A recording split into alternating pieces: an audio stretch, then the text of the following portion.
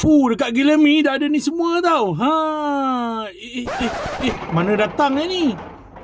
Betul tak aku cakap dengan korang? Gila Mi dekat Gangsa ni betul-betul gila. Apa tak gila ni kau tengok, dah ada lobster, dah ada apa, king crab. Ni dia.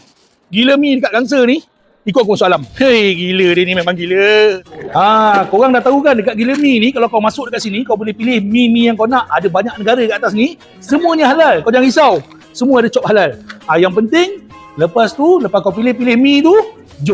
Kau pilih lah apa yang kau nak add on kan. Macam fish cake ke, apa-apa je lah. Lepas tu kau bagi kat staff dia. Staff dia akan tolong masakkan untuk kau. Tapi kalau kau malas nak pilih-pilih, kau ambil je set A, B, C ni. Yang aku ambil ni 2 orang makan RM23. Senang kan. Okay, kita masuk cerita nasi lemak dia. Premium bang. Nasi lemak king crab pun ada kat sini.